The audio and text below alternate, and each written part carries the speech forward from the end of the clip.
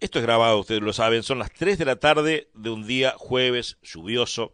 Antes de este invitado que nos ha hecho reír mucho, porque técnicamente trajimos los mejores equipos, pero estamos con un micrófono solo, así que, pero Valle no tiene ningún problema, el expresidente de la República, presidente, el doctor Jorge Marfetán está enfermo, vino porque era Valle, si fuera Juancito Pérez no venía ni de casualidad, porque lo levantamos de la cama con mucha fiebre. Jorge, ¿cómo estás? Y antes de presentar al invitado, darle un rápido vistazo, contarle a la gente en qué escritorio y cómo es, y después el presidente va a decir dónde estoy sentado yo. Bueno, ¿qué tal? Muy buenas noches. La verdad que es un placer. Como yo siempre dije que fui muy fiel al doctor Jorge Valle. Fue la primera lista que voté en el año 66 con 18 años, la 15 con mi escarapelita, y lo voté con devoción cuando él llegó a la presidencia porque lo consideraba un tipo extraordinariamente capacitado, así que es un gusto hoy poder estar charlando mano a mano con él.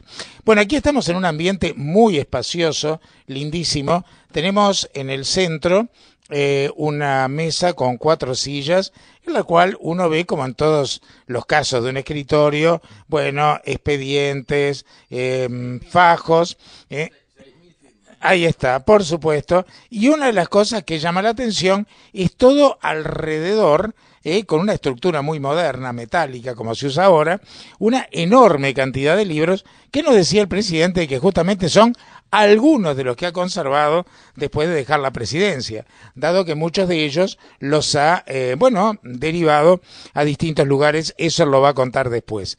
Pero estamos en un lugar muy lindo además, no vamos a decir dónde, pero tenemos una preciosa vista de la ciudad de Montevideo, en un piso alto, así que bueno, ya vamos a comenzar. Bueno, doctor Jorge Valle, expresidente, presidente, ¿cómo le va? Buenas noches. Bueno, me va muy bien, tengo una vida mucho más tranquila, no tengo ni el estrés ni las presiones que tiene cualquier individuo que estuvo en la presidencia de la República, y sobre todo en los tiempos un poco agitados en que estuve yo. Pero aquí estamos, como decía el doctor Marfetán, en el estudio. Yo trabajo aquí por las mañanas, tengo esta biblioteca que es una de las pocas cosas importantes que he podido conservar después de largos años de vida. Usted está igual que yo sentado en los 2 sillones que Baltasar Brum le regaló a mis padres el día de su casamiento. Por tanto, si yo tengo casi 84 más 9 meses, los sillones tienen 85. Son del 20 de enero de 1927. ¿Siempre los ha conservado aquí, presidente? Siempre los conservé conmigo, sí. Me los dio mi madre, naturalmente, cuando ellos se fueron, después que falleció mi padre, mi madre se mudó de allá del Camino de las Tropas. Me los dio mi madre y los tengo conmigo desde hace ya bastantes años. Es una reliquia histórica prácticamente, ¿no? Baltasar Brum fue un héroe de la patria, un hombre que dio su vida por las libertades, que no es fácil encontrar a un hombre que tenga ese coraje y ese valor de disponer de su existencia, porque él le dijo a mi padre, se lo dijo antes del 31 de marzo de 1933. Él no creía que iba a haber un movimiento político con un golpe de Estado como sucedió entonces, y él le dijo a mi padre que él se iba a matar porque de esa manera iba a cortar el periodo en el cual el país no iba a tener las libertades políticas que recuperamos a partir de 1942.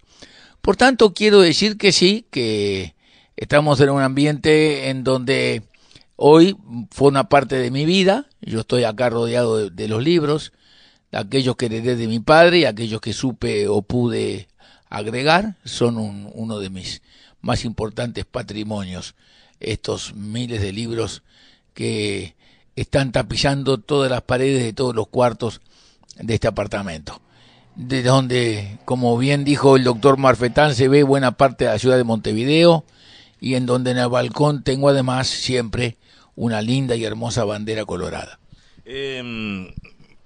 Presidente, arranco yo, después arrancas vos, Jorge. ¿Qué significa tener el apellido Valle, de lo más importante del Uruguay, las transformaciones? Bueno, es la historia del Uruguay, ¿no? Y que usted comenzar a la política, mamando a la política, siendo un gurí chico, ¿no? Siendo un adolescente. Mire, yo creo que eso a todos nos pasó lo mismo, ¿no? En primer lugar, mis hermanos y mis primos. Todos nacimos en hogares en donde la política era el asunto de todo el día. De todo el día y de todos los días. Lo mismo le pasó a mi padre y a mis tíos, y a sus hermanos y a sus primos. Y seguramente lo mismo le pasó a Valle Ordóñez y a su hermano, con su padre, el general Lorenzo Valle, que sin ninguna duda, como presidente de la República entonces, tuvo que enfrentar situaciones muy difíciles, no solamente la revolución de Timoteo Aparicio, sino inclusive el colapso del Banco de Magua, que fue un colapso financiero bancario enormemente importante, sin perjuicio de lo cual se permitió el Uruguay en aquel momento y en 3 años de plazo dar la concesión para la extensión de la línea de agua potable desde Santa Lucía, desde el arroyo Santa Lucía en la localidad hoy llamada Aguas Corrientes, y él mismo, después que el Senado dio la concesión, él mismo abrir la canilla en la Plaza Matriz en 1872. O sea que, sin ninguna duda, fue un tiempo en donde las responsabilidades, como siempre, de un presidente fueron enormes, pero también, junto a esas responsabilidades, se pudieron hacer cosas ya importantes para el país. O sea que es una familia que, por circunstancias X de la vida, nos tocó actuar en la vida política generación tras generación, y eso a todos nos condicionó en nuestra vida. O sea, a mí no me gusta el alcohol porque me hace mal, pero yo no podía, cuando era el primer niño de la República, como decía el Flaco Paz, mi madre era la primera dama, mi padre el primer magistrado y yo era el primer niño. Me decía el Flaco Paz, me tenía que portar bien. O sea, aunque no me gustara portarme bien, me tenía que portar bien. Tenía que ser reservado. Yo recuerdo un día que llegó una persona a mi casa, siendo mi padre presidente de la Cámara, muy temprano. Apenas había amanecido, apareció una persona tocando el timbre en forma angustiosa. Mi padre se levantó de la cama, bajó con un salto de cama, abrió la puerta y se encontró con una señora muy importante, esposa de un magistrado, muy importante en la vida del Uruguay. Atrás se levantó mi madre con el ruido y el llanto de la señora. Arriba nos despertamos mi hermano y yo, que éramos muy chicos. Yo recién iba al primer año de liceo y mi hermano iba a la escuela ahí en Agraciada y Olivos, en la escuela pública. Asomamos nuestras cabezas por la baranda del segundo piso y vimos lo que estaba pasando. Bajó mamá, conversaron, la señora se tranquilizó, después se fue en el auto que la había traído con su chofer y mi padre subió y nos vino a ver a nosotros dos y nos dijo: esto es secreto, no se puede saber. Estamos hablando de 1943 y estamos hablando del 2011, ¿no? Y sigue siendo secreto. Y se irá conmigo a la tumba. Porque eso fue lo que me dijeron en el año 1943. O sea, es una obligación que uno va adquiriendo, responsabilidades que uno va teniendo, enseñanzas que uno va recibiendo. Y eso sucede en todas las actividades. Sucede tanto en el hijo del médico si tiene la misma vocación, y sucede en la vida del viñatero que le enseña a su hijo si tiene la misma vocación cómo se maneja la vid y qué es lo que pasa y qué es lo que deja de pasar. O sea, y eso lo fuimos aprendiendo y tratamos de conservarlo. Todos nosotros, los que actúan en política y los que no actúan. Mis hijos no actúan en política, nunca actuaron en política activa. Sin embargo, los dos tienen conocimiento de la política y tienen opinión política como tiene todo el mundo. Pero se han comportado de determinada forma tal que un día llego a una radio, me hacen una interview y me pregunta el periodista: ¿y usted por qué no tuvo hijos? Y le digo: pero qué buena pregunta que me hace usted, le digo. Fíjese si mis hijos habrán sido discretos, que tengo hasta nietos. Y usted, como periodista, me pregunta por qué yo no tuve hijos. Y bueno, y esa discreción y esa forma de conducirse, y bueno, es una enseñanza que han recibido, porque todos tienen el orgullo y el honor de llevar un apellido que es un apellido ilustre en la vida del país, pero eso no da derechos, eso da responsabilidades. Y las responsabilidades se extienden inclusive a aquellos que sin tener ninguna responsabilidad, la gente los va a mirar de distinta manera que a los que mira a otros. O sea, si hay una cola y mi hijo intentara pasar delante de otros de la cola como mucha gente hace o como alguna gente hace, dirían, pero qué horrible, este que se cree que porque el papá es presidente puede hacer tal cosa. Así que ellos saben todos que tienen más que derechos, responsabilidades. Y eso es lo que hemos aprendido todos. Nosotros tenemos obligaciones y las tenemos que cumplir en cualquier circunstancia. Y eso creo que a lo largo de las generaciones lo hemos aprendido todos, absolutamente todos.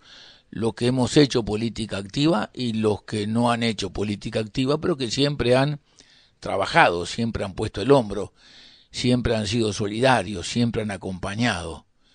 Y me parece que es lo que la vida nos enseña en cualquier caso, en cualquier circunstancia, en cualquier actividad, sea en la política, en el comercio, en la industria, en el campo. Saber cumplir con sus responsabilidades. Jorge, vamos 1 y 2 así, después que ya la mía.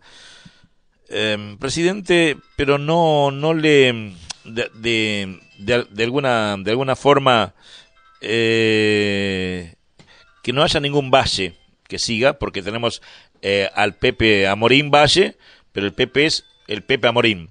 Que no le siga, por ejemplo, uno de sus hijos, ya se va a terminar el vallismo más, porque el vallismo sin usted, que insisto, no tiene ningún relacionamiento, digamos, político con alguien muy allegado. Hoy le decía del Pepe Amorín, pero el Pepe Amorín es primo suyo. Después me contesta, Jorge. Bueno, lo que yo quería hablar un poquito con el doctor Valle es cómo fue viviendo él las décadas del 40, 50 y 60. Pues fueron décadas muy distintas. El 40 era un chico, un adolescente que empezaba a ver crecer la figura de su padre, que ya por ese entonces tenía una enorme trascendencia política.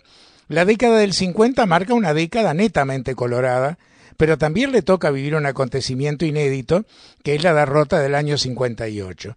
Y su padre, que fallece no mucho después, porque fallece en el año 64, sin embargo, ya en el año 62 había hecho una recuperación muy grande del Partido Colorado. Me acuerdo de aquellos carteles que decían, ayúdelos a irse votando la 15. Bueno, ¿y cómo fue toda esa evolución? Porque además Jorge Valle, con 36 años, tiene que tomar el timón de esa lista 15 de un Luis Valle que fue hacedor de grandes políticos, que después no todos se mantuvieron junto a la 15, pero que evidentemente fueron hechos por Luis Valle en aquella gloriosa época de la Radio Ariel, del diario Acción y de la trinchera política. Bueno, yo diría que yo viví como el doctor Marfetán lo ha manifestado, en una casa donde la política era el asunto de todos los días. Nosotros somos 3 hermanos, yo soy el mayor. Mi hermano Luis desde muy chico se dedicó a la música. Mi hermano fue un estudiante de ingeniería, hizo los preparatorios de ingeniería, pero inmediatamente su vocación musical lo llevó a no continuar la carrera de ingeniería y a dedicarse a la música, y a eso le ha dedicado toda su vida. Mi hermana Matilde, que es la más chica, formó su familia, crió sus 5 hijos, enviudó muy joven, lamentablemente para todos los que integramos esta familia y fundamentalmente, naturalmente, para mi hermana, pero todos iguales porque todos somos una familia muy unida. Y ella, a diferencia de otras personas del sexo femenino que tienen en la política un ámbito de vocación clara, ella tiene sus opiniones, como muchas mujeres, es muy radical en sus opiniones, pero no ha participado de la vida política. Yo siempre tuve intereses en la vida política, desde muy chico.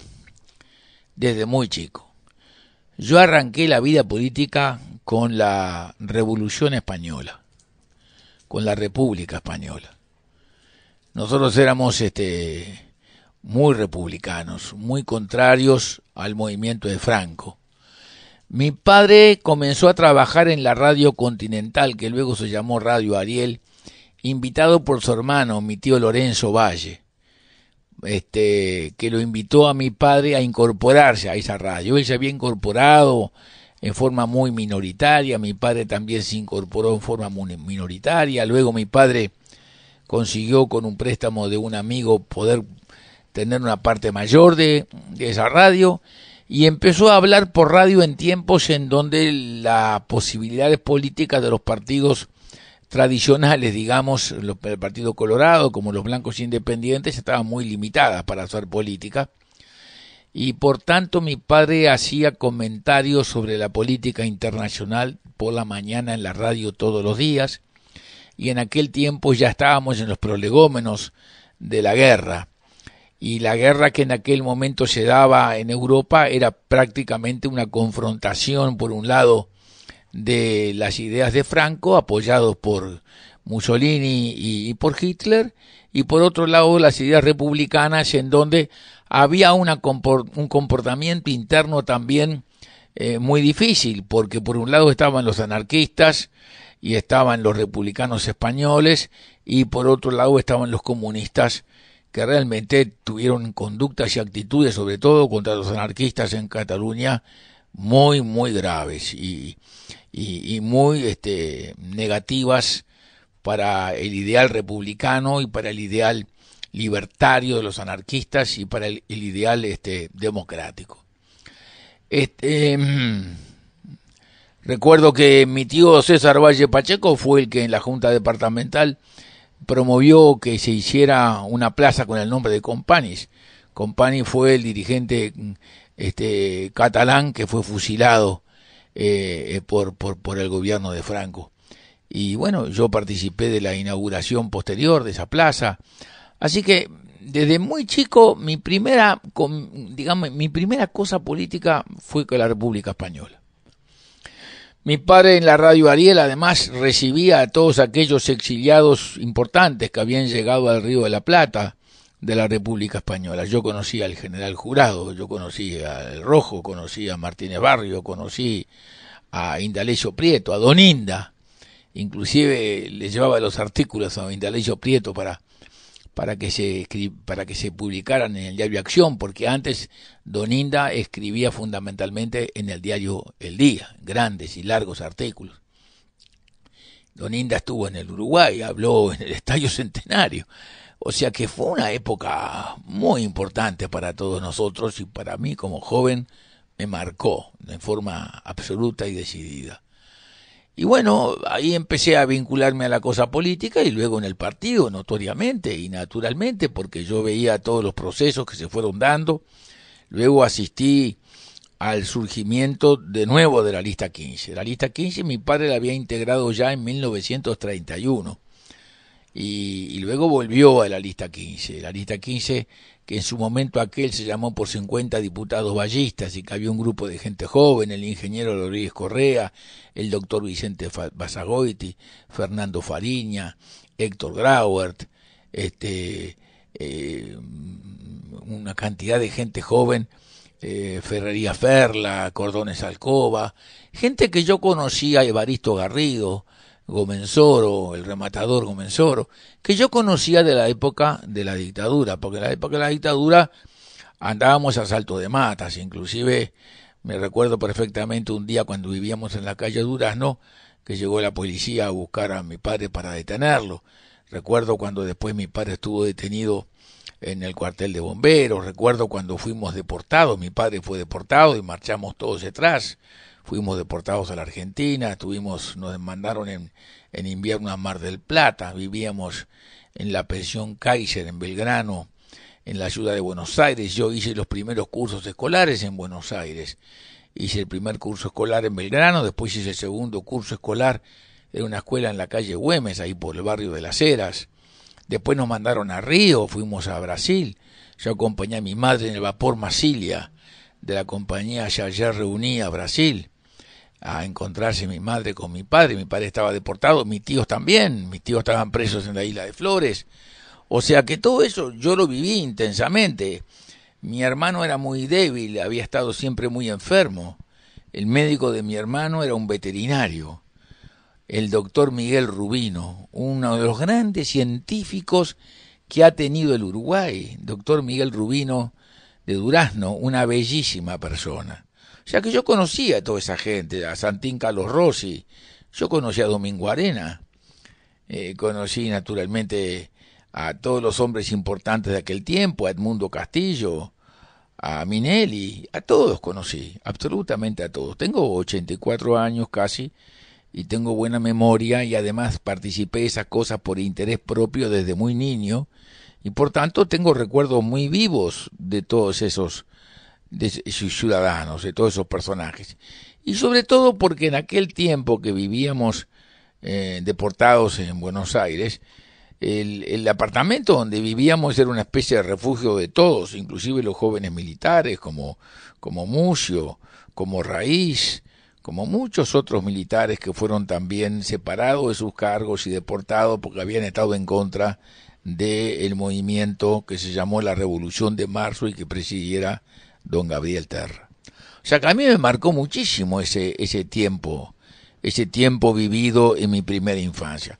Seguramente yo tenía mucho interés en la cosa pública, porque mi hermano era, y sigue siendo, mucho más capaz y mucho más inteligente que yo, pero vivíamos en un mismo mundo, golpeados por las mismas cosas. Sin embargo, él tomó el camino de la música y no tomó el camino de la política. Yo, por supuesto, camino de la música no podía tomar. Un día caímos los dos a la escuela alemana cuando volvimos al Uruguay para aprender el alemán, como mi madre entendía que teníamos que hacerlo, y entonces el primer día que llegamos nos colocaron frente al profesor de música, que era un señor llamado Herzog, y me dijo, Jorge, canta el himno.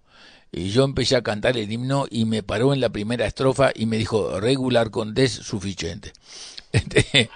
Y después le pidió a mi hermano que cantara el himno y de ahí lo llevó directamente al coro como solista, porque mi hermano tiene oído natural y aunque usted le pegue con un garrote en la cabeza, el tipo no puede desafinar porque tiene oído natural, ¿no? Y bueno, entonces a él le dieron oído natural y a mí me dieron la nada, orejas me dieron, pero no me dieron oído.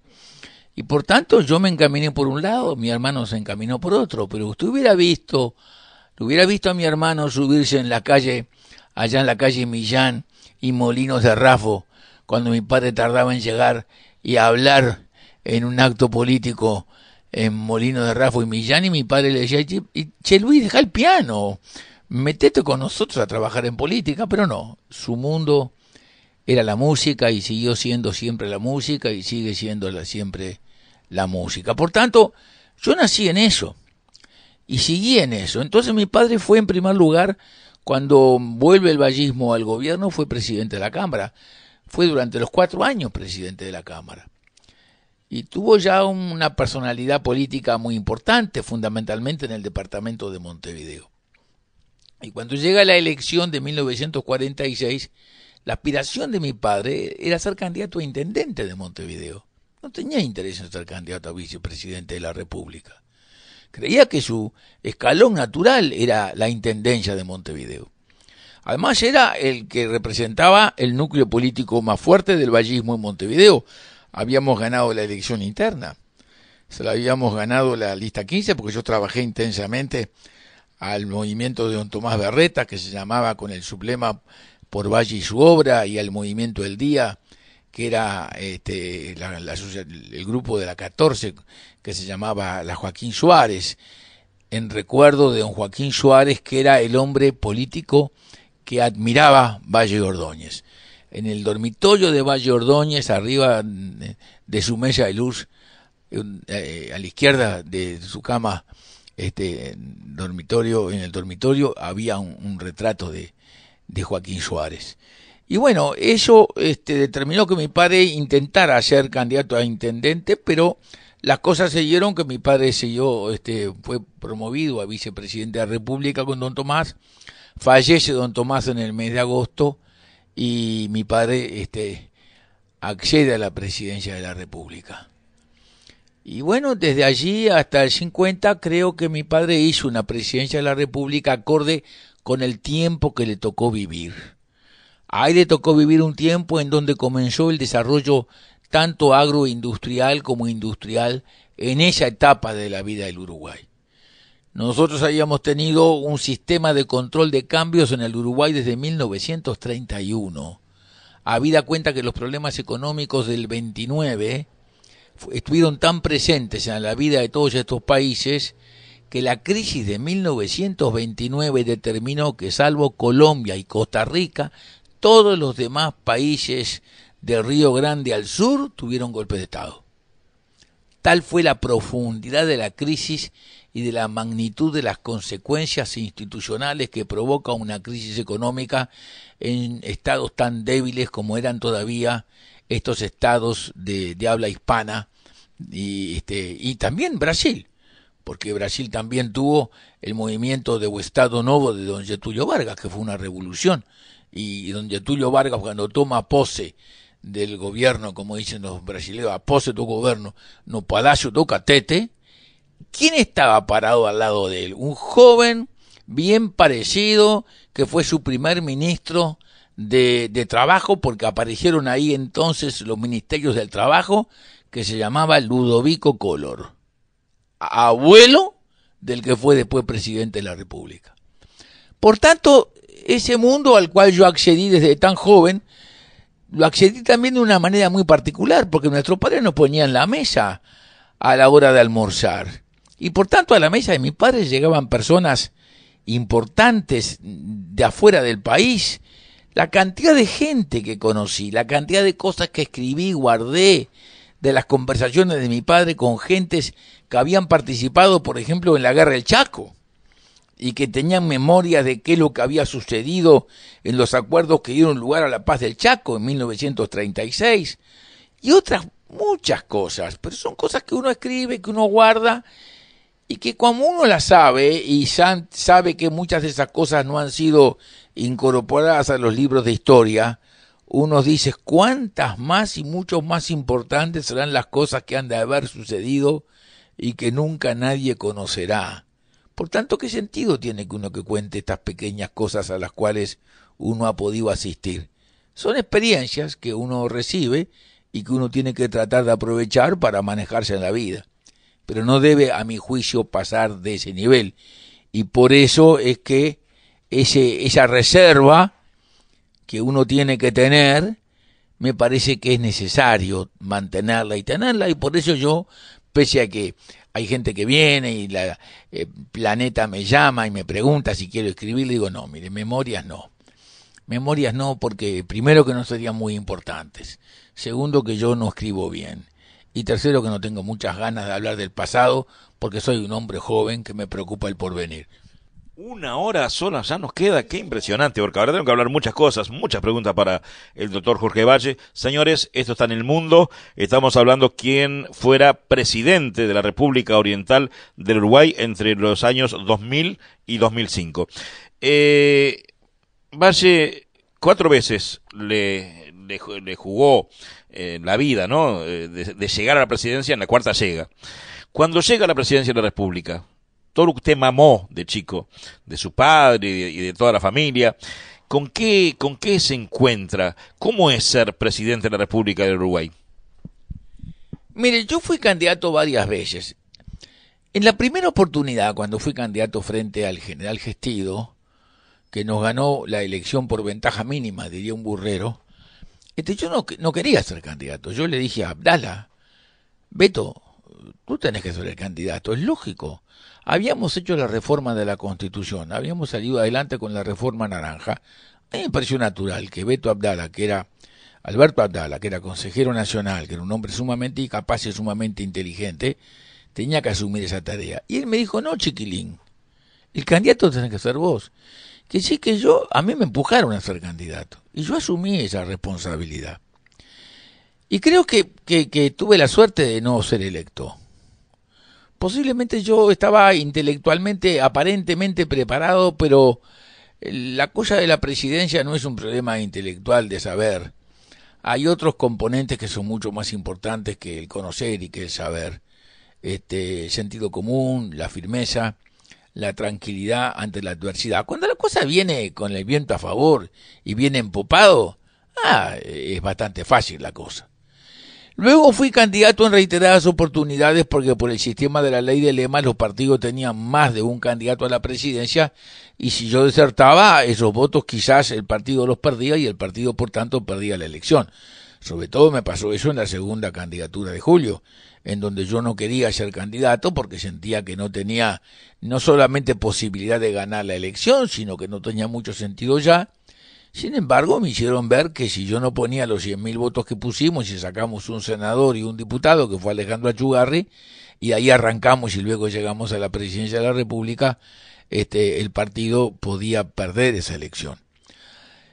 Pero luego pudimos, en la reforma final de la Constitución, posterior a la que habíamos hecho allá antes del 64, en ese año, digamos, empezamos a trabajarla después que falleció mi padre, porque ya habíamos conversado con él antes y él nos había dicho, antes de que él en 1950 fuera a París a representar al Uruguay a Naciones Unidas, cuando Naciones Unidas se reunía en el Uruguay, él fue con Paz Aguirre de secretario, fue mi hermano que ya se quedó ahí a trabajar en composición y armonía con Ibnat, un compositor y profesor musicólogo francés, y yo me quedé acá porque yo me quedé a trabajar contra la reforma del 50, porque yo pensé que la reforma del 50 era una reforma que iba a ser muy negativa para el país.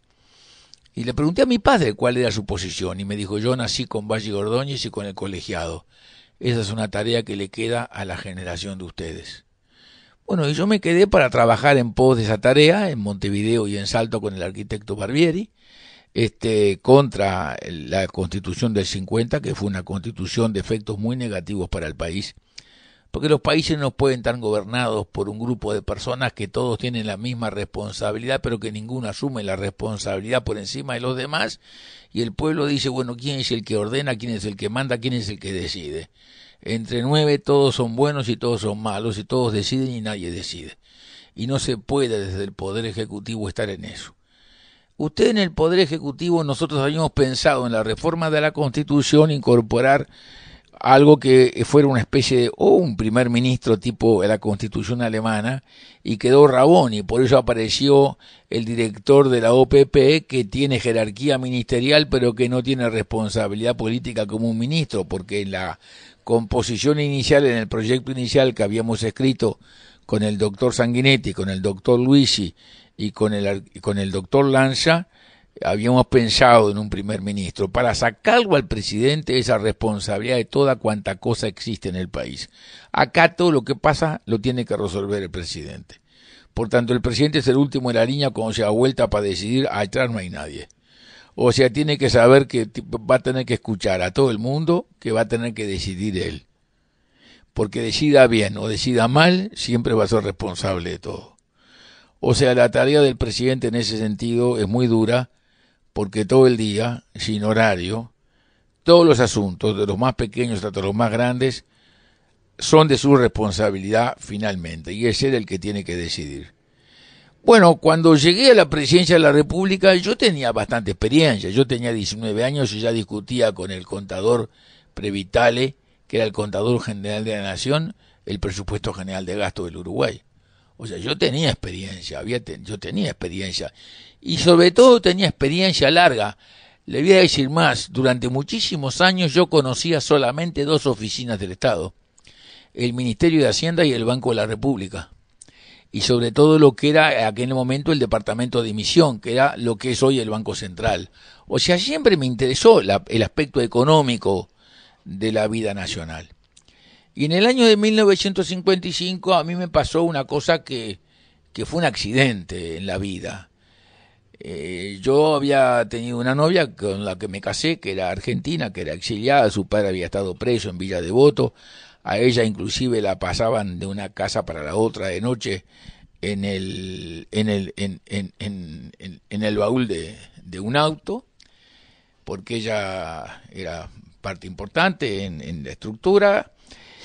Nos casamos y cuando estábamos en eso, mi futuro suegro, que había regresado después de haber estado preso en Villa Devoto y haber estado deportado y demás, que era un industrial, él no hacía política, nunca había hecho política, un buen día pensó que si ellos se juntaban con un grupo de industriales y hacían un fondo común para invitar a que vinieran a la Argentina los grandes economistas, premios Nobel de Economía de la escuela, de la famosísima escuela austríaca, en donde estaban entre otros Friedrich von Hayek y Ludwig von Mises, iba a permitirle que la Argentina también tuviera un conocimiento muy amplio de las nuevas tendencias económicas que en aquel tiempo comenzaban a hacerse escuchar.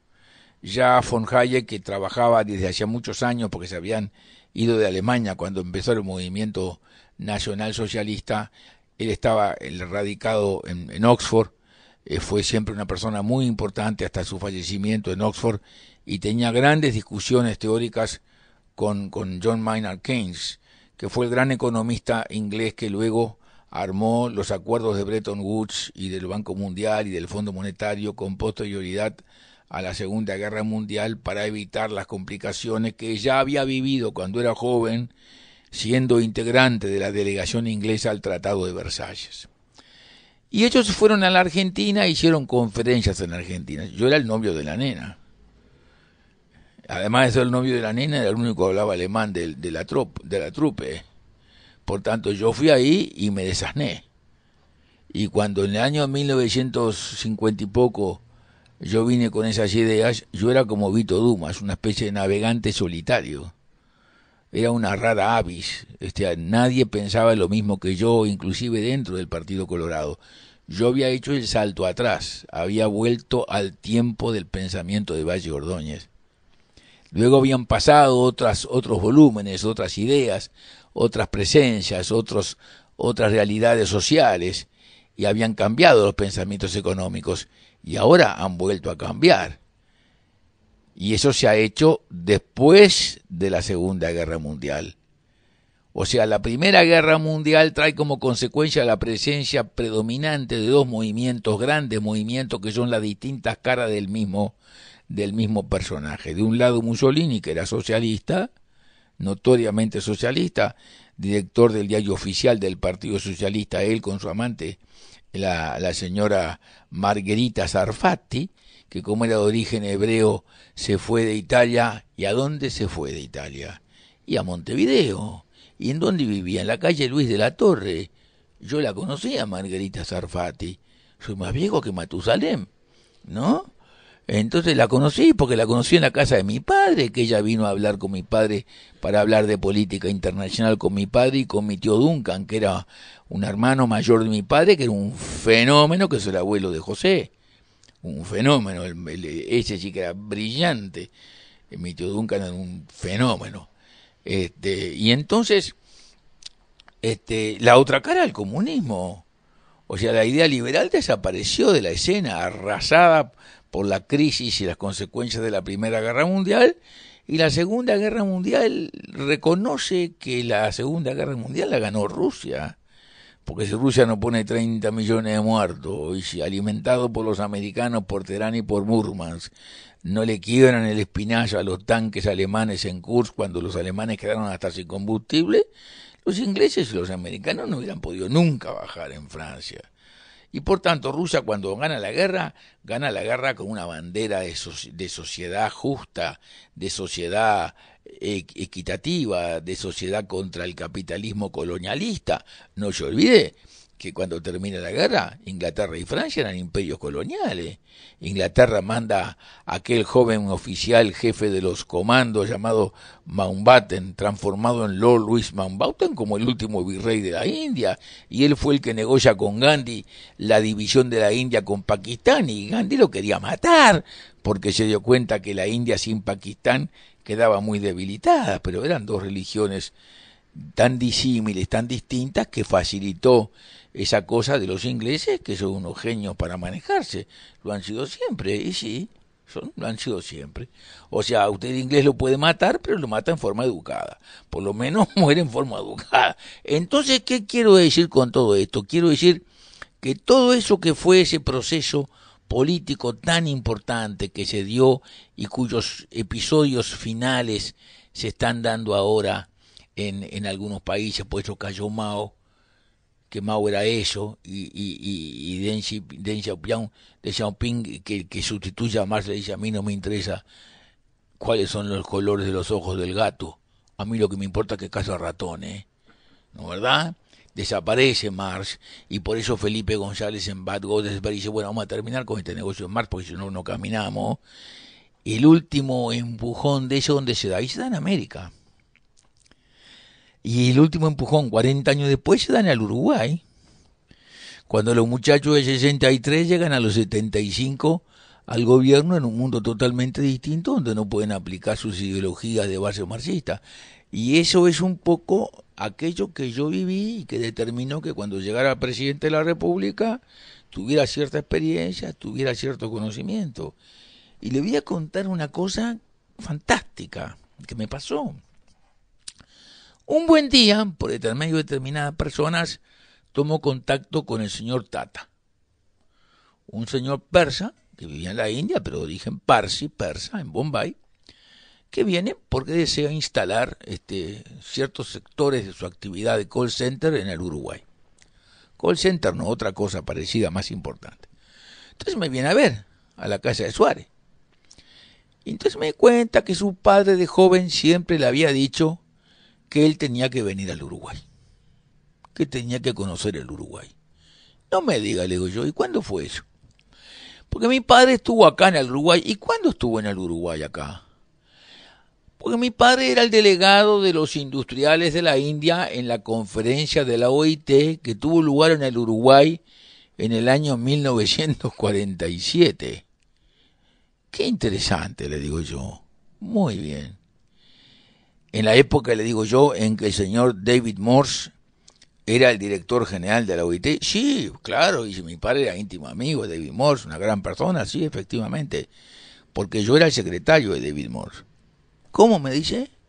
Sí, yo era el secretario de David Morse, porque David Morse se instaló acá en el donde está la escuela naval, que era el Hotel Miramar. Ahí estuvo la sesión y mi padre me mandó para que yo trabajara ahí. Y David Morse vino después a pedirle a mi padre para llevarme con él a Ginebra, a trabajar en Ginebra. Y mi padre dijo que no, que yo tenía que quedarme acá a estudiar y a hacer política. Y en esa silla donde está usted sentado, estaba sentado David Morse. Y en esta donde yo estoy sentado, estaba sentado mi padre. Y yo estaba sentado acá porque mi padre no sabía inglés y yo era el traductor. Fíjese, me dice cómo las cosas, como dice Jean-Baptiste Vico, el corsi e ricorsi de los acontecimientos históricos. 100 y pico de años después nos volvíamos a encontrar. Yo, un chiquilín que había trabajado junto a David Morse, que seguramente habría conocido al padre, porque conocía a Léon Jouot, que fue el representante de la Force Ouvrière francesa, como reconocía a los italianos de las organizaciones textiles de Estados Unidos. Y ellos, después de tantos años, nos volvimos a encontrar en la misma sala, en la misma casa, sentados en las mismas sillas. O sea, yo había trabajado siempre adentro del gobierno, de la política, y por tanto tenía una experiencia, como Julio, que también tiene la misma experiencia, como todos los demás jóvenes que estábamos con mi padre, porque todos a través de los mayores fuimos todos adquiriendo la misma experiencia política. Por tanto, naturalmente que es muy distinto ser presidente que tener una experiencia como ayudante, como diputado, como senador o hasta eventualmente como ministro. pero estábamos más preparados para hacer las cosas. Sabíamos que el Partido Colorado nunca tuvo mayoría propia, sabíamos que teníamos que negociar, sabíamos que no podíamos imponer nuestra manera de pensar y sabíamos que teníamos responsabilidades. Y por tanto, cuando nos llegó la crisis, la terrible crisis bancaria, estábamos preparados para enfrentarla. Porque yo lo había visto a mi padre enfrentar una crisis bancaria con Ledo Arroyo Torres de ministro en aquel banco de anticipos y locaciones que presidía el doctor Chiarino y otro banco importante que se llamaba creo que Banco Popular, allá al final de la calle Sarandí.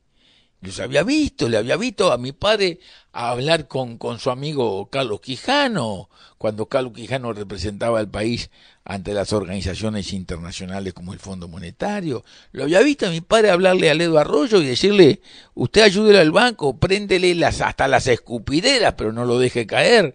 Así que teníamos una preparación, habíamos estado preparados para enfrentar tsunamis, para enfrentar tormentas. Y por eso yo estaba más asustado que los demás, pero por supuesto que estaba más asustado que los demás. Pero tenía que transmitir tranquilidad, porque yo no transmitía tranquilidad. ¿Y sabes lo que yo hacía en aquel tiempo así de crisis absoluta? Lo llamaba un amigo mío, que por supuesto mucho más viejo que yo, hoy tiene como 88, a Elmo García, que es de Cerro Chato, y que yo siempre le di el título de embajador de la República de Cerro Chato ante el gobierno de la República Oriental del Uruguay. Entonces yo lo llamo a la casa y pregunto, ¿está el embajador? Y acá ya está, y me pasan con Elmo. Entonces digo, Elmo, venime a buscar. Entonces dice, anda por la llave, ahí en Millán, casi Suárez, casi Boulevard Artigas, trae bizcocho, vení con el mate y el termo y vení con el Volkswagen. Un Volkswagen de esa porquería, esos Gol que tiene, ¿no? Fenómeno. Entonces salíamos a recorrer los barrios, sábados y domingos, sin custodia. Me paraba en los semáforos para que si la gente me veía, algunos me puteaban, otros me saludaban, pero todos decían, este loco está, ¿viste? Y como este es un país muy chico, el boca a boca ese, si vos lo haces durante 4 años, sábado y domingo, y andás por donde andás, de propios para afuera, no de propios para adentro, de propios para afuera. Propios, perdón, yo soy antiguo, sigo diciendo propio. De Valle Ordóñez para afuera, ¿no? O sea, te parás en Chimborazo y General Flores, te parás en el semáforo y te putean 4, ¿no? Pero se quedan contentos, porque se sacan las ganas, porque la gente estaba pasando mal.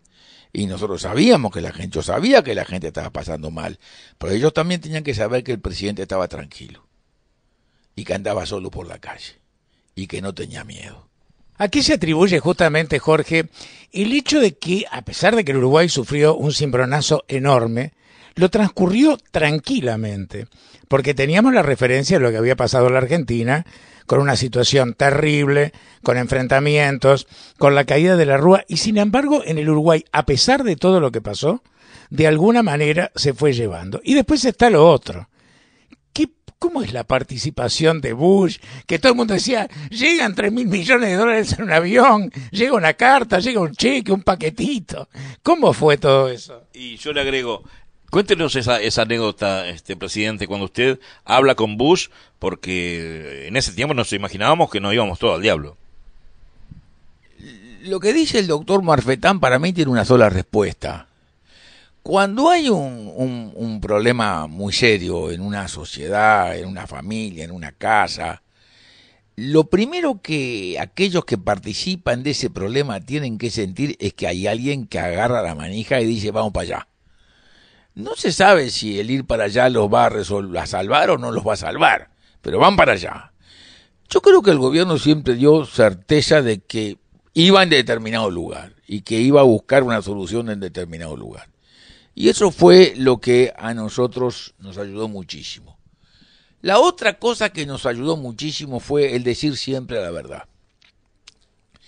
La aftosa nos ayudó muchísimo. Cuando vino la primera aftosa, que fue en un área suburbana de la ciudad de Artigas por unos cerditos que pasaron por la frontera, y nosotros pudimos neutralizar el problema y cerrar allí la cosa, yo reuní a Dios y a todo el mundo, al ministro de Relaciones, al ministro de Ganadería, a los técnicos de Ganadería, al general que teníamos allí, un hombre muy amigo nuestro que manejaba el comité de emergencia, a Dios y a todo el mundo. Y dije, bueno, ¿qué vamos a hacer?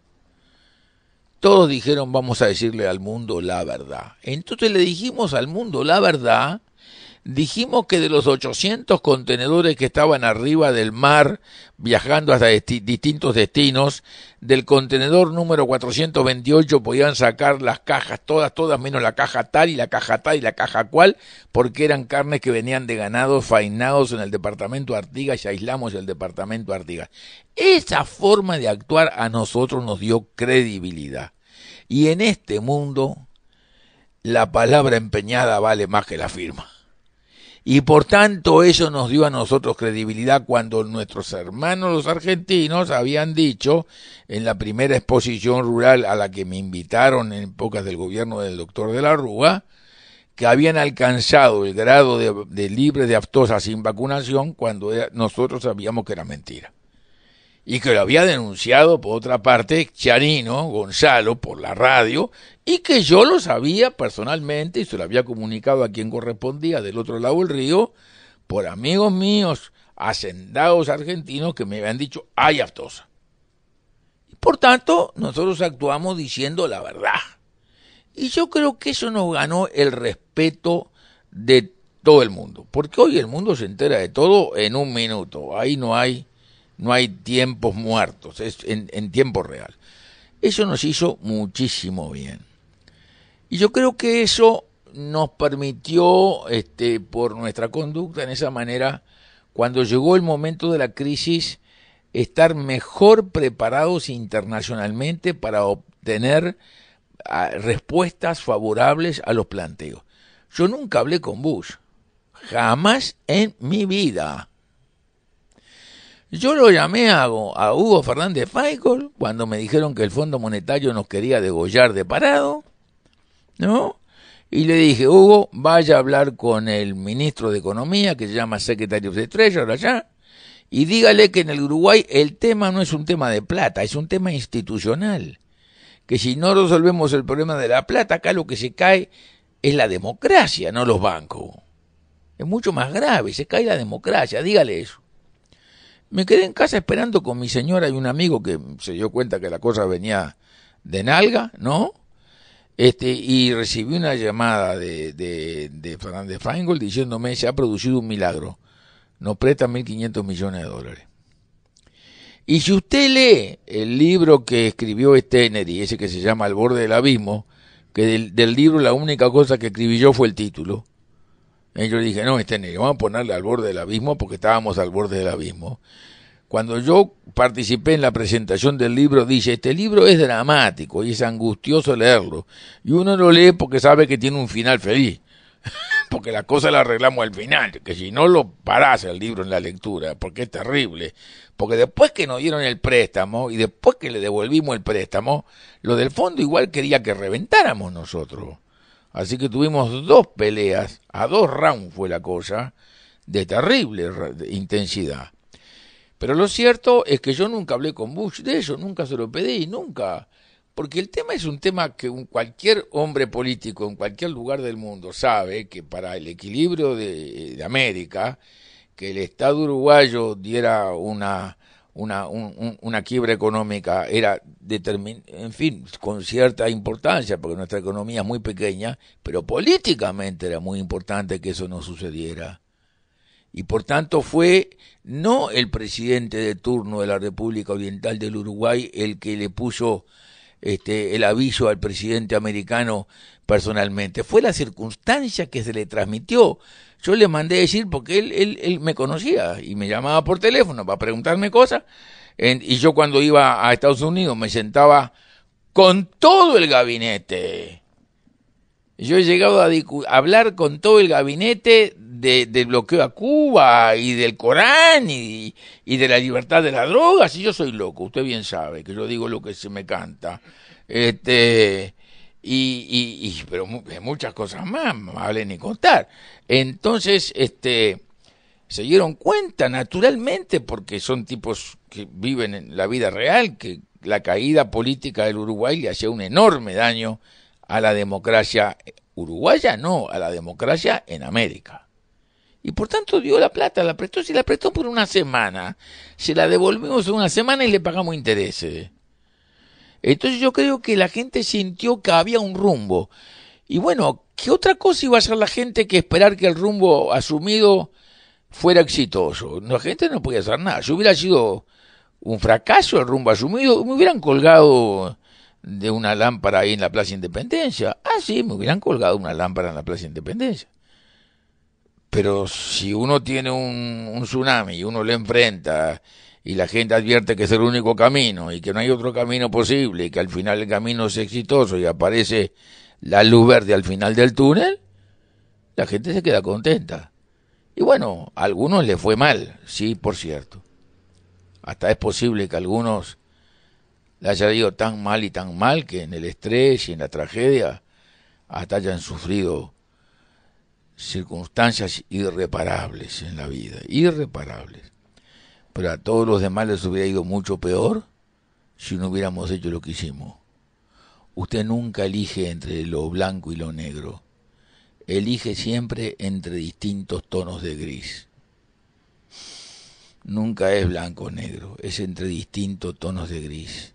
Sufrimos, pero sufrimos menos que lo hubiéramos podido sufrir si no hubiéramos podido controlar la crisis que vino de la Argentina y que determinó las tragedias que hubo y que llegaron al extremo de hacerle enorme daño al Banco de la República del Uruguay, que por suerte hoy, bien manejado por el actual presidente del banco, vuelve a ser un banco muy sólido y muy firme. Y el presidente tiene que saber que él tiene que resolver.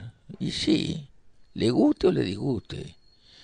Es así, el último de la lista, no hay ninguno después de él, él tiene que resolver.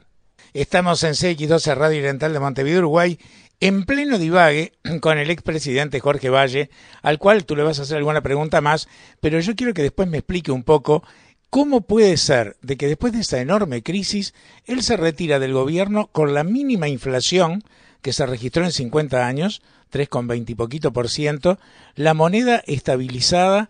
¿Y cuánto tuvo que ver en eso el ministro Achugarri? También, y yo le agrego, presidente, cuando usted se va, después el partido tiene la más mínima expresión popular, ¿verdad? Con un 9%. Que nos hable de eso y que ahora sí nos hable del actual gobierno. Mire, yo en primer lugar creo que nosotros teníamos un equipo, creo que era muy bueno. Inclusive no podemos alquilar al equipo completo para arreglar algún lío en Europa, no podíamos alquilar el equipo. Porque todos tenían función diferente. El primer equipo fue el que aguantó el chaparrón terrible que fue comandado por Alberto Bención. Alberto Bención y los tres del Banco Central. César y las dos señoras, Mederos y Holz. Ellos aguantaron el chaparrón inicial, porque una corrida bancaria no se aguanta más de una semana, porque no hay ningún banco que resista una corrida bancaria una semana. Acá tuvimos corrida bancaria 4 meses. Los argentinos venían y se llevaban la plata para poder pagar la luz y para pagar el alquiler y para comer, si les habían cerrado las cuentas corrientes con el corralito en la Argentina. Había 8.000 millones de dólares depositados de argentinos, lo fueron sacando y sacando y sacando y sacando y sacando, y es histórico. Una corrida bancaria de 4 meses es imposible. Escúcheme, de acuerdo con el señor Ramos, el excelente dirigente bancario, se organizó con el gobierno una huelga en el Banco de Galicia a la espera que los argentinos permitieran que el Banco de Galicia trajera los 400 millones de dólares que tenía depositados en Nueva York, con lo cual resolvíamos el problema del Banco de Galicia. El gobierno argentino no lo dejó traer. Y por tanto el Banco de Galicia paga púfate. Bueno, está bien, el gobierno argentino defendió también sus intereses. Eran fondos que el gobierno argentino podía tener para la propia situación financiera del Banco de Galicia Buenos Aires. Yo lo comprendo, pero bueno, fueron las cosas que nos pasaron. El Banco Comercial lo fundieron porque se llevaron el dinero del Banco Comercial y lo depositaron los bonos en el Banco General de Negocios de la Argentina, y al Banco Comercial de acá le dieron un papel que decía lo tenemos en depósito. Y resulta que usted fue a a ver dónde estaban los papeles, y cuando fueron a entrar los papeles los habían vendido los papeles. Usted tenía un papel que decía tenemos subtítulos en depósito, pero los títulos no estaban más. Así que el Banco Comercial quedó fundido, refundido. ¿Qué quiero decirle con todo esto? Quiero decirle que sin ninguna duda ese proceso que nosotros vivimos, que fue un proceso tan difícil y tan particular, y es un proceso del cual pudimos salir con vida y que le permitió al Uruguay seguir creciendo, posibilitó que ese equipo humano, el primero integrado por Bención y la gente del Banco Central, y el segundo integrado al principio por Alejandro y después por Alito Alfi, más Dabrié y más Julio de Brun, y Esteni en los Estados Unidos y de la MEA y otros funcionarios, pudieran armar una política que no concluyera en un carnaval electoral. Y por tanto le dejamos al próximo gobierno, fuera quien fuese el que tomara cargo de las cosas del gobierno, un país equilibrado. No se tuvo que hacer por parte del doctor Vázquez ningún ajuste fiscal, porque nosotros no habíamos hecho carnaval electoral. Le dejamos mucho menos déficit que el que él le dejó al señor Mujica. Le dejamos una inflación bajísima. Teníamos un tipo de cambio de 26 pesos y el combustible valía 18 pesos. Ahora tenemos un tipo de cambio de 18 pesos y el combustible vale 33. Es al revés del pepino. O sea, ¿qué quiere decir? Hicimos eso porque era una obligación. Nosotros podíamos haber hecho carnaval electoral para evitar que el Frente Amplio hubiera ganado por ventaja mínima, que fue al final lo que pasó. O sea, si la elección hubiera sido en noviembre del 2003, el Frente Amplio hubiera sacado el 70% de los votos. Como fue en el 2004, el Frente Amplio ganó por eso.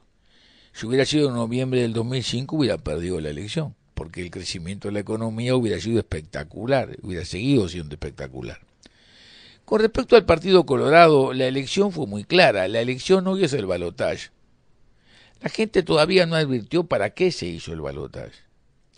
El balotaje se hizo para obligar a los partidos a que los acuerdos políticos fueran públicos y comprometidos a la luz pública y firmados en un papel, y reemplazar los acuerdos políticos de los dirigentes entre sí, por más importantes y representativos que fueran los dirigentes. ¿Cómo era el acuerdo? Era entre mi padre y don Luis Alberto Herrera. Y don Luis Alberto Herrera, un hombre de enorme prestigio, le llamó la coincidencia patriótica. Pero entre ellos dos. Y yo estaba escondido atrás de la puerta, si yo escuchaba la conversación entre esos dos señores. Yo podría contar una cantidad de cosas, de cómo ellos se pusieron de acuerdo en cosas fundamentales, apareciendo luego como discrepantes, para encarar mejor la defensa del Uruguay. Uno y el otro, con igual grandeza los dos. Y yo le dijo a mi padre cuando terminé esa conversación, yo no entiendo, papá. Me dijo, ya vas a entender. Ahora no entendés, sos un chiquilín, no sabes nada, pero ya vas a entender. Y claro, había una cosa fundamental que era el país. Y ellos dos eran hombres que tenían un sentimiento clarísimo con respecto a lo que eran las necesidades de sobrevivencia independiente de esta nación, pequeña, entre dos grandes naciones.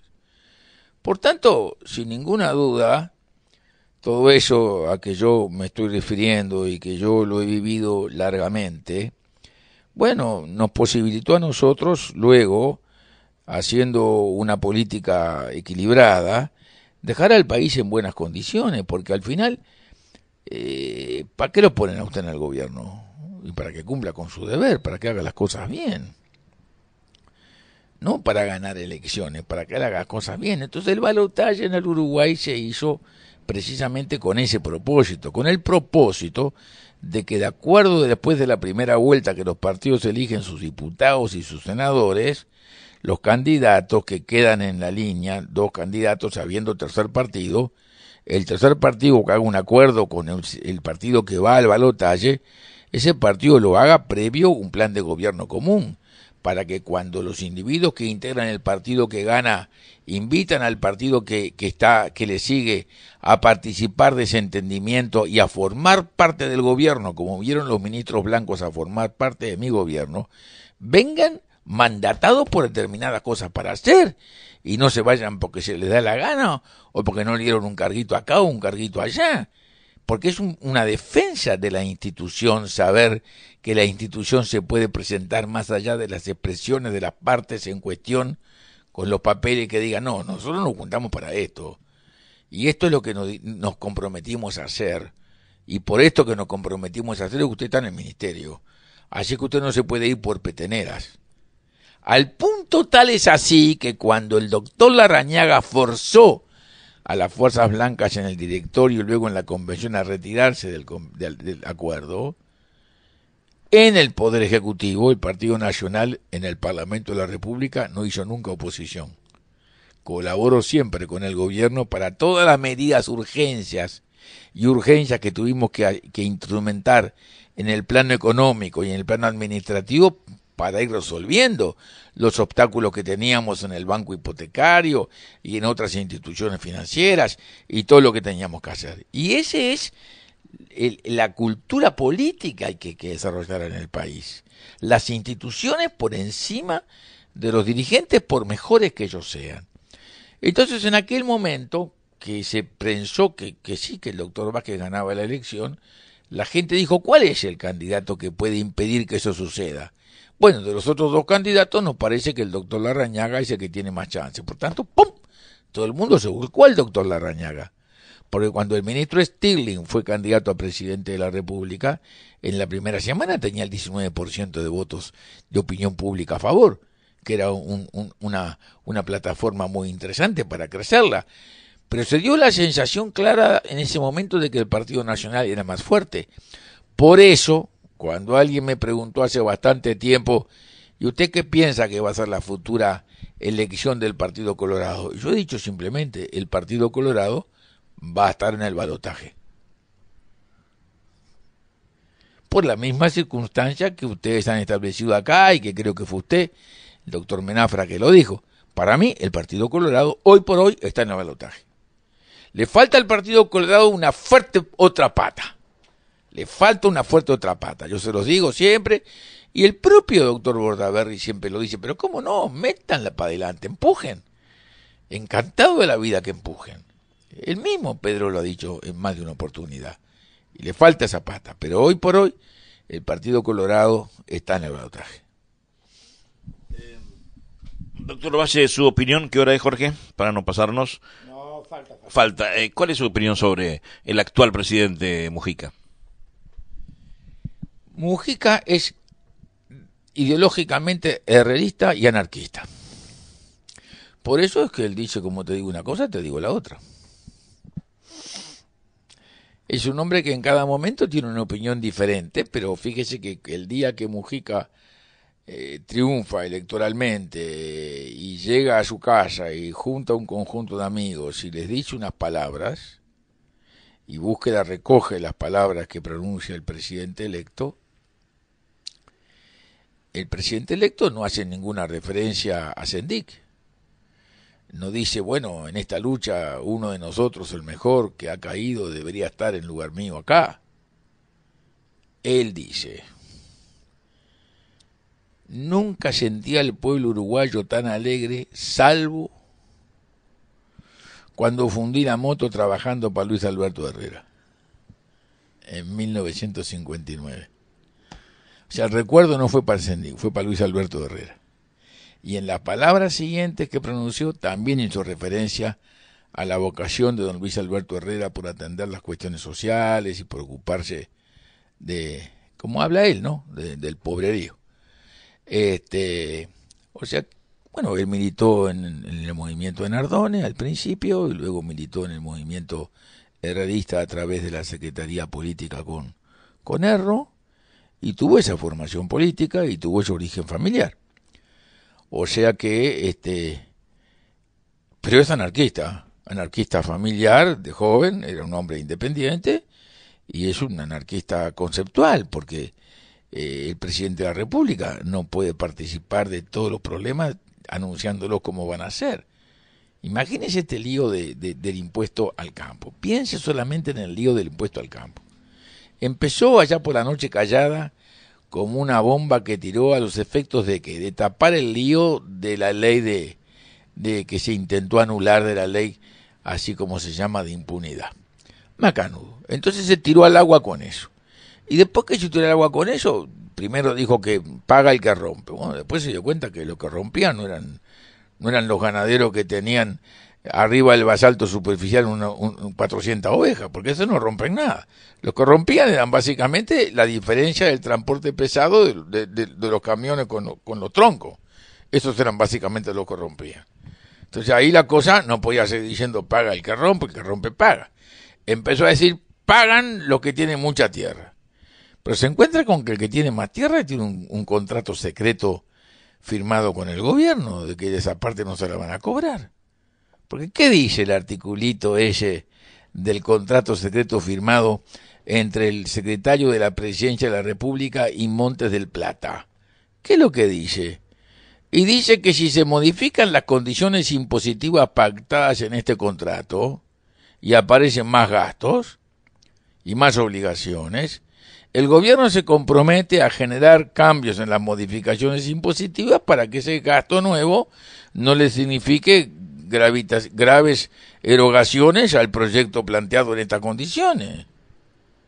Pero si primero no veo por qué tiene que haber un compromiso secreto, porque el compromiso de confidencialidad que se asume en muchísimos contratos, se trata de una confidencialidad para proteger a una de las partes en cuanto a un tercero de afuera no tenga conocimiento de lo que él está proponiéndole al otro o contratando con el otro para el desarrollo de su propia empresa.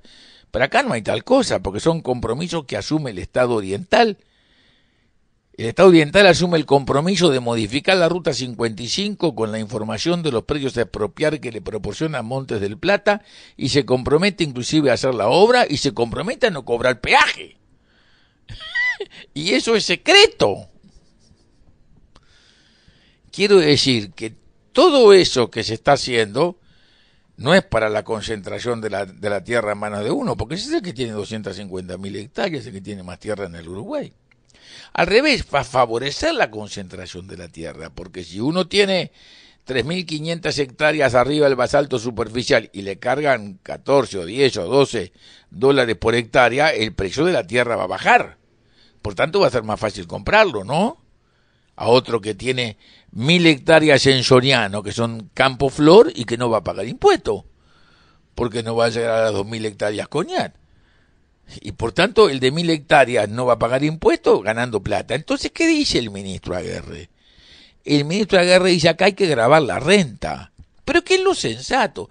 ¿Necesita dinero el Estado, mal o bien, con razón o sin ella? Bueno, pero tiene la potestad de decir yo necesito dinero, voy a enviar un proyecto de ley para gravar algo que creo que es lo que me va a dar el recurso que yo estoy buscando. Entonces grave la renta, señor, porque resulta que usted, llamado Orobo Patepel, planta 70.000 hectáreas de soja, pero usted no es propietario de nada, por tanto usted no va a pagar ese impuesto. Pero es el que tiene más renta de todo, así que ese no paga, el que tiene la mayor renta. Y usted que le arrendó a ese 2.500 hectáreas, usted paga, y él que planta 70.000 no paga ese nuevo impuesto. Entonces, ¿usted quiere ser justo y que todo el mundo pague? Aumente la tasa.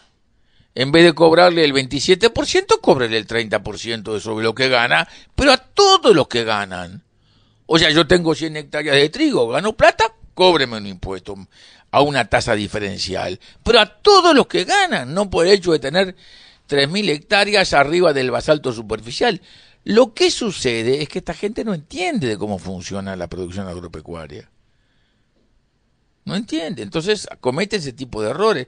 Y por eso que el ministro Aguerre se le está diciendo a la bancada, no es por este camino, es por este camino. Después usted podrá discutir si es bueno el impuesto en cuanto si lo precisa el Estado, si lo administra bien. Pero el mecanismo para poner el impuesto es un impuesto a la rentabilidad de la tierra, no al tamaño de la tierra. ¿Y la rentabilidad quién lo obtiene? ¿El propietario? A veces lo obtiene el arrendatario. Y eso es lo que hay que hacer. Yo no discuto si precisan 60, 70, 80, 100, no discuto eso. Lo que discuto es que es una forma de gobernar. Y porque no se tiene un método para gobernar, es a impulsos. Entonces pues venimos con Aratirí, que hacemos una compulsa, que le preguntamos al pueblo, que no le preguntamos al pueblo. Pero ¿y quién le da a Ratirí los 300 megas de energía eléctrica que precisa en firme y a precio competitivo para competir con el hierro en el mundo? ¿Quién se lo provee? Si el Uruguay no tiene energía propia, tiene que estarla importando porque le falta de la Argentina y pretende traerla hasta del Paraguay. ¿Quién le da 300 megas? Por tanto, digo, no hay método para seguir la cosa. Es un concepto anárquico de la cosa. O sea, viene un lío con Brasil, el primero que habla es el presidente, no el último, compañero. ¿En qué termina este lío con Brasil? Justamente esto le iba a preguntar Jorge, 2 de la mañana, 45 minutos. ¿Cómo ve la relación con los vecinos y esto que se ha dado en llamar Mercosur, que si uno mira cómo funciona diría que no funciona? Y creo que el otro día el ex canciller Sergio Abreu fue muy tajante cuando dijo que con mensajecitos, flores y champagne al final de un tren y besitos no se arreglaban las cosas. El Mercosur como la mona. Como la mona. Artigas hizo 3 cosas. La primera, las instrucciones de 1813, de una sabiduría hasta el día de hoy. No hay nada más importante en la historia institucional del Uruguay que las instrucciones de 1813.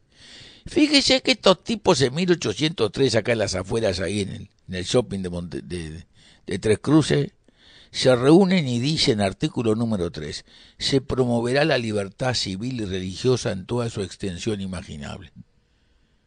¡Ja! La libertad civil y religiosa en 1813. Como si hubiera acá protestantes, luteranos, anabaptistas, judíos, de Imanjá o islámico. ¿Qué concepto de apertura? Eso es el puerto. Nosotros somos una nación nacida al mundo.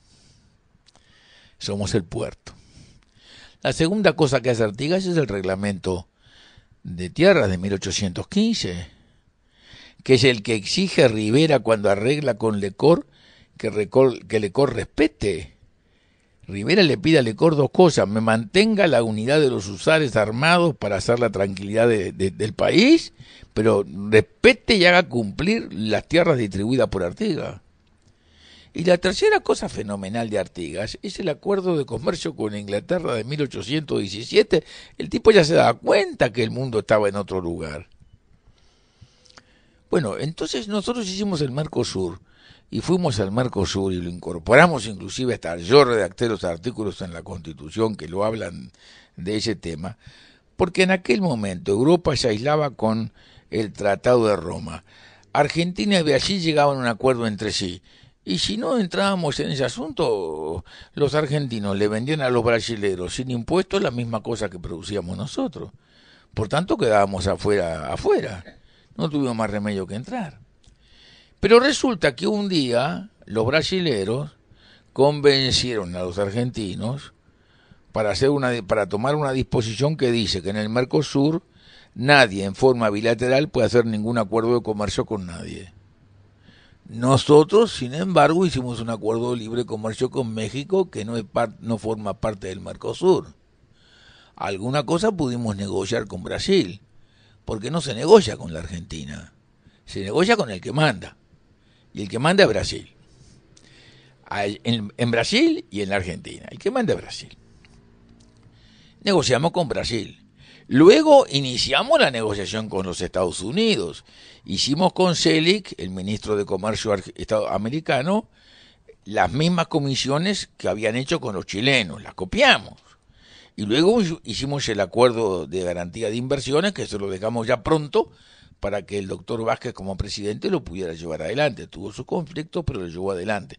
La otra etapa era el acuerdo de libre comercio con los Estados Unidos, y ahí donde se le empantanó el carro al presidente de la República, el ferrocarril, mejor dicho, porque él dijo, este es el último tren que pasa, hay que tomárselo. Y el frente no se quiso tomar el tren. Por tanto, estamos aislados y estamos sometidos a países que son socios, que firman los tratados, pero que no los cumplen los tratados. Y por tanto, el Uruguay es muy difícil que pueda negociar en una situación tan despareja, tan terriblemente despareja. O sea, los chilenos, ¿qué ventaja tienen? Son socios del Mercosur, pero no son miembros plenos, negocian con el Mercosur. Y entonces tienen un acuerdo de libre comercio con Asia, con Dios y con todo el mundo, y con Europa y con Dios y con todo el mundo, y con los Estados Unidos, y con Perú y con México y con el Diablo a 4. Entonces tienen 50 puertas abiertas. Y nosotros no tenemos nada más que la puerta de México, y si los chinos no compran alimentos. Porque el resto de los productos con alguna mano de obra incorporada uruguaya en un país que está en un proceso de tremenda desindustrialización, es si podemos venderle a Brasil. Y por eso crece Rivera y crece los free shop en Río Branco, por la diferencia del tipo de cambio. No estamos produciendo nada nosotros allí. Estamos importando mercadería de terceros países, la llevamos a la frontera y se la vendemos a los brasileros.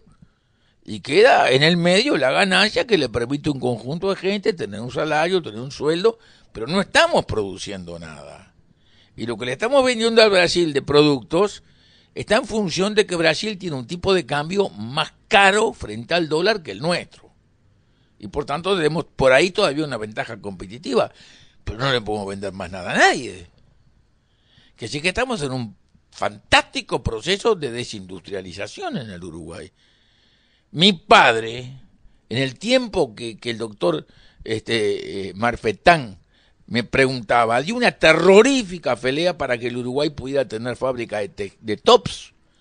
El Uruguay llegó a ser el segundo productor de tops del mundo, junto con Francia. El Uruguay hoy vende lana sucia.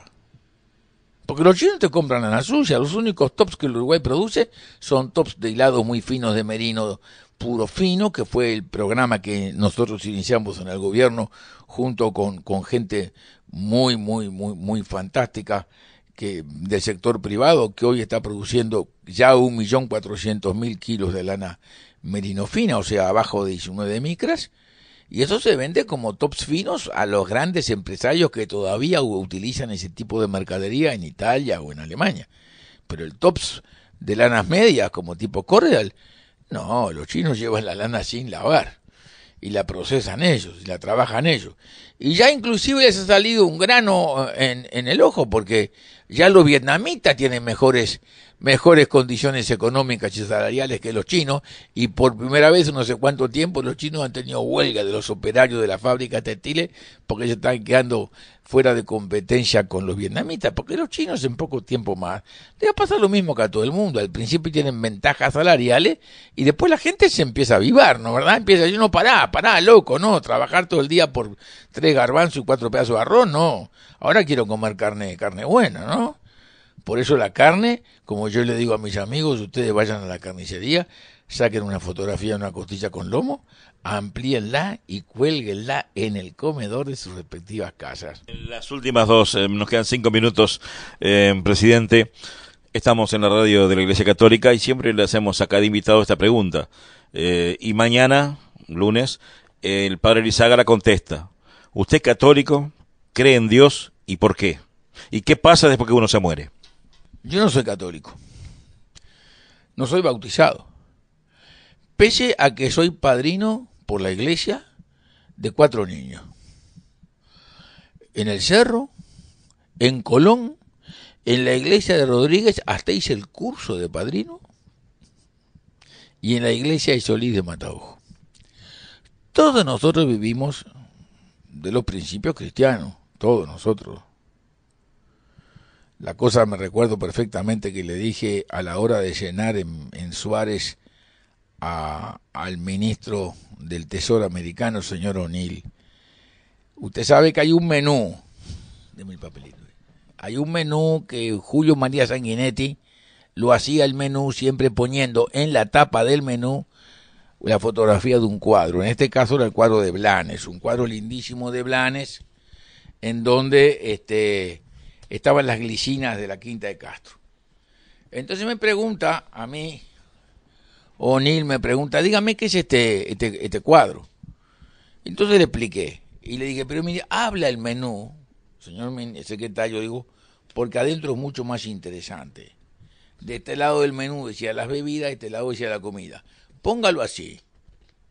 Y se ve, este es el continente. Acá está el océano Atlántico, acá está el océano Pacífico, esta es la parte rica, esta es la parte más pobre. no hay más buques con inmigrantes. Acá se lee el mismo libro. De acá hasta acá se lee el mismo libro. Unos son luteranos, otros son episcopales, otros son católicos, otros son como yo, que no soy católico, pero me eduqué en las normas y los valores morales de la Iglesia cristiana, porque así nos educamos todos. Este continente tiene esa fantástica condición. Tiene todavía pocos habitantes, tiene mucha producción, puede alimentarse a sí mismo y a muchos otros. En la medida que los de abajo sean más ricos y se acerquen en su riqueza a los de arriba, va a ser mucho mejor para todos. O sea, yo no soy católico, yo respeto a la persona de Jesús, pero ¿cómo no la voy a respetar si Jesús cambió el Imperio Romano? Hasta que llegó Jesús, no había derechos individuales, los derechos eran de la polis. Si usted era ciudadano de Atenas, usted en Atenas podía ser funcionario, jerarca, regidor, cualquier cosa. Pero si usted le daban el ostracón, o sea, el destierro, el ostracón porque se lo daban en una almeja, usted se transformaba en un esclavo en cualquier lugar del mundo mediterráneo al que concurría. El que cambió todo eso fue Jesús. Y dijo Jesús, no, tú estás loco. Los derechos son por ser persona. Esos son los derechos naturales.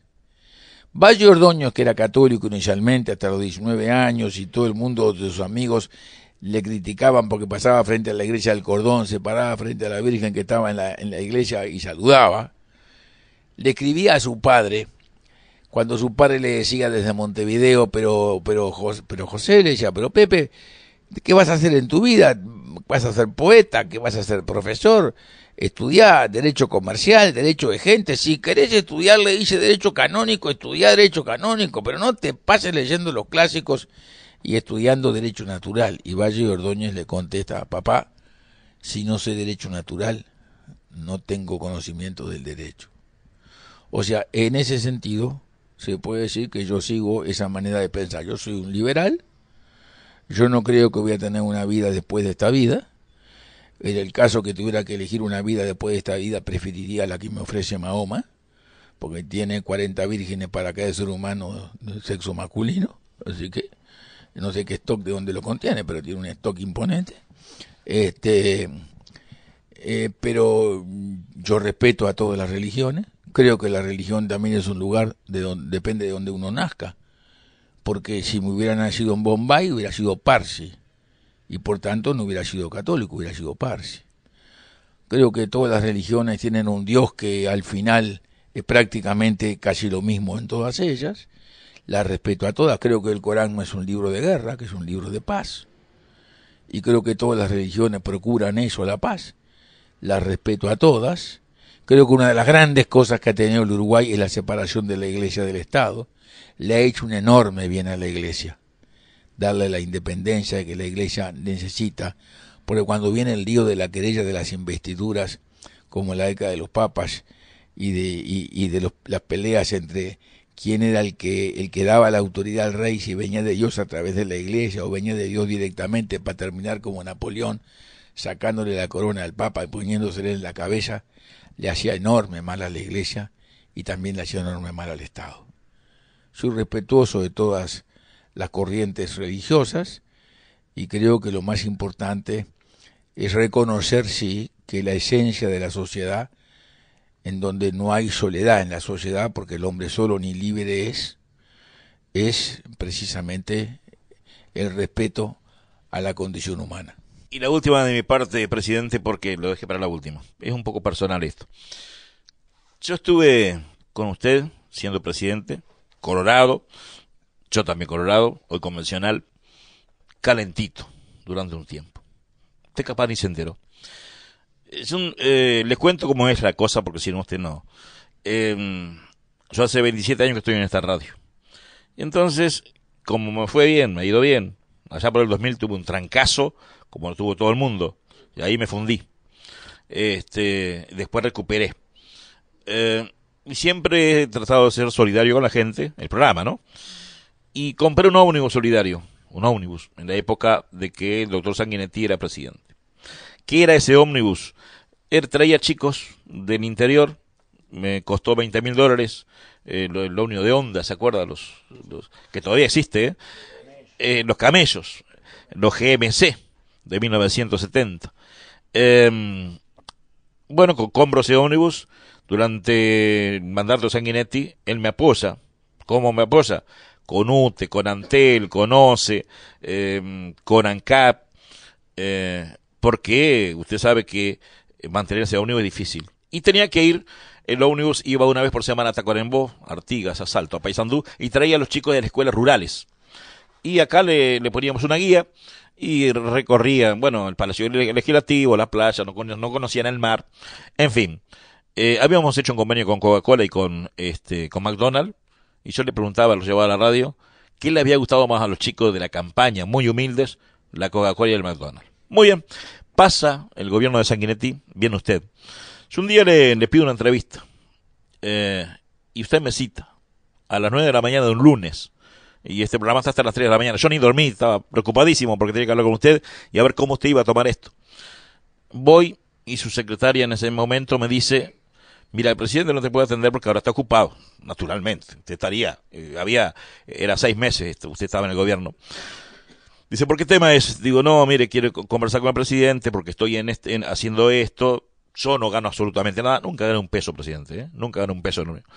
Ella va, usted estaba con gente, y su respuesta es, no hay plata del Estado para nadie, ni para el ómnibus solidario, ni para nada. Y yo me agarré una chupadera, presidente, que tengo que contárselo porque lo dije durante mucho tiempo en la radio, no personal con el presidente Jorge Valle, sino políticamente. Digo, caramba, no porque fuera colorado, digo, estoy haciendo, hasta lo llamé de insensible al aire.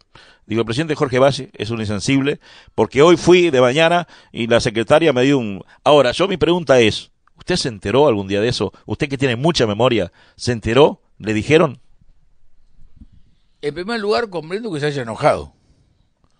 Y no me parece mal que se haya enojado, porque yo le di una respuesta negativa. Quiero que le diga una cosa. Si se vuelven a dar las mismas condiciones, si usted o cualquier otro me viene a hacer la misma pregunta, le doy la misma respuesta. Porque eso fue lo que hice. Corté toda la publicidad. Porque corté los teléfonos. Porque corté los contratos de construcción de vivienda del Ministerio de Vivienda con aquel caballero íntimo amigo mío que era el ingeniero Carlos Cat. Porque corté buena parte de la plata que tuvimos que devolver y que no pude utilizar para resolver los problemas de los asentamientos, porque cortamos el 14% de los gastos, porque nunca más hice andar el helicóptero de la presidencia, porque dije si mi padre podía ir en auto hasta Artigas y era presidente de la misma república, ¿por qué yo voy a gastar plata en andar en helicóptero cuando los pobres pilotos no pueden volar porque no tenemos plata para pagarle el combustible? Y por tanto nunca más durante un año subí el helicóptero. Andaba en auto. Porque corté lo que había que cortar para sobrevivir. Y porque no podía tener hijos y entenados. A uno sí, porque era más solidario que otro que era menos solidario. Porque corté el gasto. Porque si no cortaba el gasto, ni usted ni yo, posiblemente en Marfetán, pero usted y yo no estaríamos acá. Bueno, fue realmente muy y le agradezco porque vio diciéndome esas cosas, uno a la postre, a los años lo comprende, pero no quería dejarle pasar esa pregunta porque siempre, y el doctor Marfetán lo sabe, que es mi coconductor, que yo protestaba. Si hoy le hubiera hecho esta entrevista y no le hubiera hecho esta pregunta, quedaba como un falso ante la gente, pero le agradezco mucho que nos haya dado esta hora y media, le agradezco mucho. Si hay alguna cosa por la cual me caracterizo es por lo siguiente. Un día se produce la elección y el doctor Vázquez es presidente electo. Y entonces me comunican a través de Gonzalo Fernández, con quien yo tenía una relación a través de la Comisión para la Paz muy, muy importante, que me quiere venir a ver para conversar. Por supuesto, viene a verme. Y entonces me hace algunas preguntas, me pregunta si yo voy a colaborar, no voy a colaborar, y estaba sentado el doctor Gonzalo Fernández, por supuesto el presidente electo, y Lago, el secretario de la presidencia, mi íntimo amigo Lago, y yo le digo, mire, presidente, yo soy una cosa que quizá lo que yo le voy a decir usted no lo va a entender, pero mire que su secretario, el doctor Fernández, lo va a entender. Yo soy como la estufa. Atrás de nosotros, en las dos sillas, en la sala esa de Suárez, hay una estufa, ¿no? ¿Cómo? Me dice, sí, yo soy como la estufa. ¿Pero qué quiere decir eso? La estufa es un bien inmueble por accesión. O sea, la estufa que se empotra en la pared se transforma en parte de la casa y por tanto se transforma en un bien inmueble, siendo un bien mueble porque se trae y se pone en la pared. Al ponerlo en la pared y meterlo en la pared, lo transforma en un bien inmueble. Yo le dije, señor presidente, yo soy un bien inmueble por accesión, propiedad de la República Oriental del Uruguay. Yo tenía que salvar a la República Oriental del Uruguay del desastre, después yo tenía que cortar, y tenía que cortar todo, empezando por yo, por mí mismo. No hacer esto, no hacer lo otro, no hacer aquello, porque si usted no da el ejemplo, no puede mandar. Jorge, muchas gracias. Bueno, la verdad que ha sido un placer y nos vamos a reencontrar luego a las 3 de la tarde en Musicalísimo. Espero que este debate les va a gustar mucho y ya me veo que más de una vez va a haber que repetirlo, ¿eh? Doctor Valle,